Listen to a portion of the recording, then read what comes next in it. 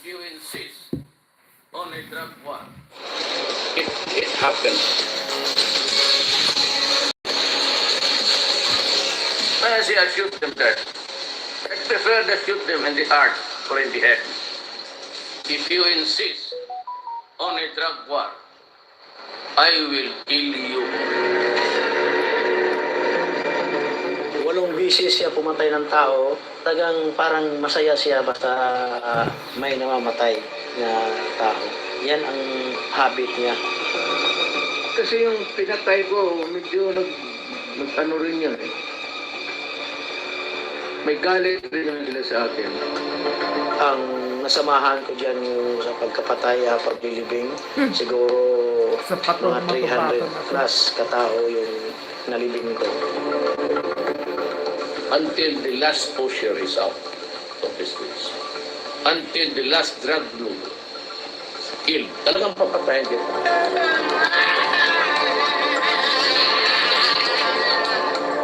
The whole double-dead squad network was used as Mayor Rodrigo Rua Duterte's personal killing machine. Pag kinurap mo yan kung sinong sunduin kita ng helicopter, papunta nila, itatapon dito. They took advantage of our blind loyalty to him and our greed for money to promote and protect his personal and political interests. I will assume full legal responsibility. Hello, Kaya Malim. human rights, ako ang mangharap niyan, hindi naman kayo. All of our targets were killed based solely on the intel information and orders given How by are you, Mayor Rodrigo Malim? Rua Duterte himself. Ang kasalanan ko lang, yung mga extrajudicial killing. It's not a dog, my son. It's not a dog or a pig to kill like them. Siya ang pinaka-protector ng mga drug lord dito sa Pilipinas. Basic example niyan is si Michael Yang at si Alan Lee. Sinasabi ko, I can clean it in 6 months. And after that, I realized na nagkamali talaga ako. Kaya siya ang pinaka-lord ko po, the drug lord.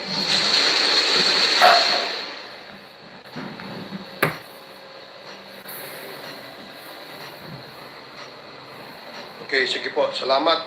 So, we will now proceed with the next agenda. May we recognize Tatawa lang sa Congressman video na Akop, our pinapasa chair, Dan to please, Fernandez.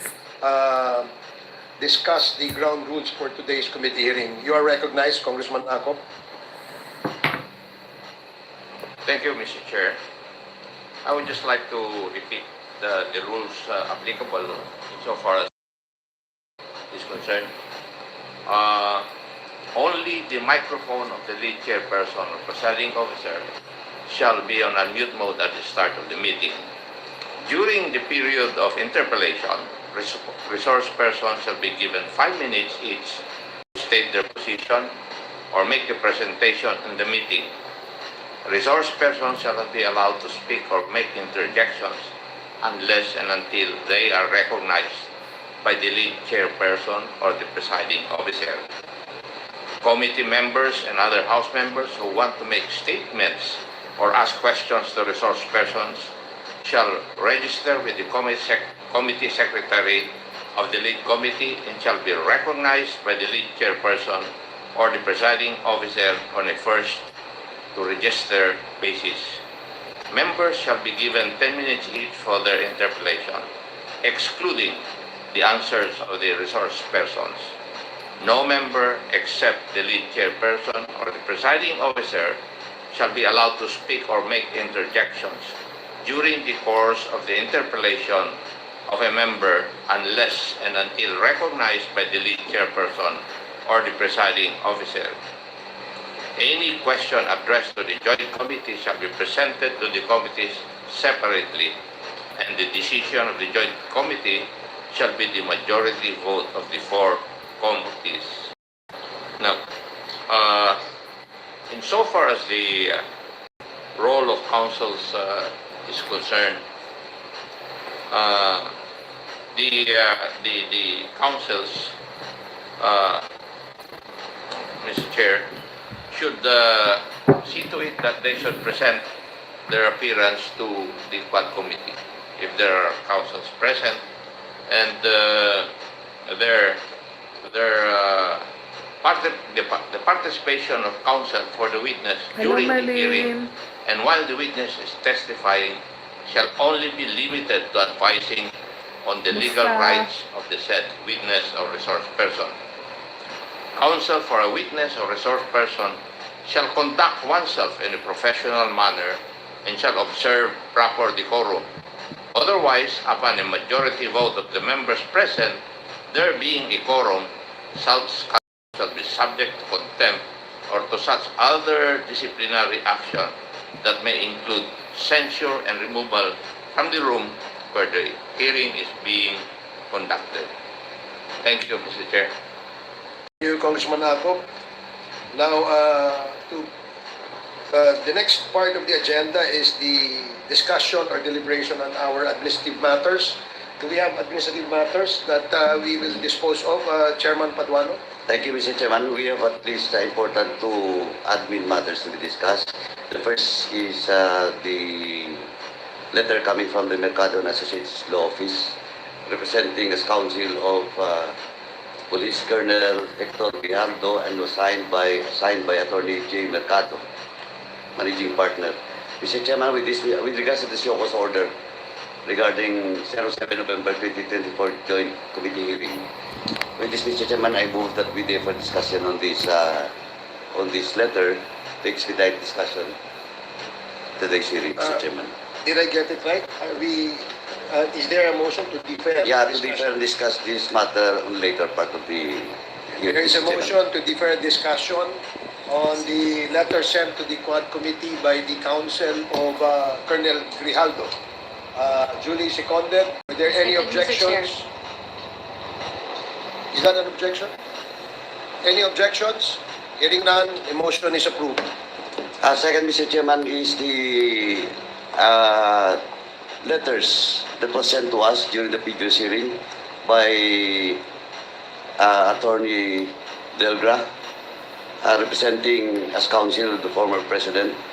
And with that, Mr. Chairman, before I discuss this admin matter, may I ask Attorney Delgra, are you the counsel of the former president or a witness or a resource person to today's hearing?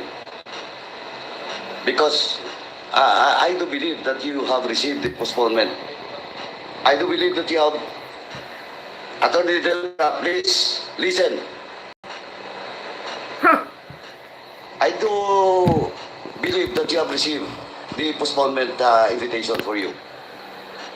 If I may, Did you receive the invitation? we did, Your Honor. Then you also received the postponement. We did, Your Honor. So now I may ask you, are you counsel of the former president now, today? I come here both as counsel of the former president as well as source person because I received a letter of invitation to appear before this committee. So Explain both, the circumstances of the two letters that we sent to this committee. I suppose that was the premise of the Quad's committee's invitation to me to appear. That is correct. If I may, Your Honor, we have invited Attorney Delgra as our resource person because during the last hearing, there was a motion from Congressman Adyong to invite him, and Congressman Flores and Congressman Adyong to invite Attorney Delgra to discuss the contents of the letter he sent in behalf of the former president. And that is the reason why we sent an invite to Attorney Delgra, Your Honor. And at the same time, he is likewise appearing today as the counsel to the former president. He is also a resource person. Mr. Chairman, I think the reason why we invited Attorney Delgra was to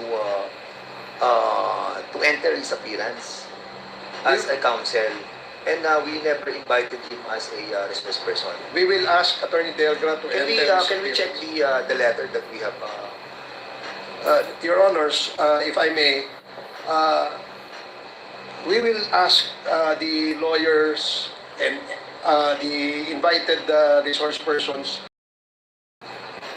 appearing in behalf of the former president today as counsel to enter their appearance before the Quad Committee. And we will get to that later on after we dispose of the administrative matters that we have at the moment. So, Congressman Paduano. Sila na nga, di So, magkaintindihan. Mr. Chairman, discussion with regards to admin matters on the letter sent to us by Attorney Delga, since he's also a resource person, we will discuss this during the turn of Attorney Delga, Mr. Chairman.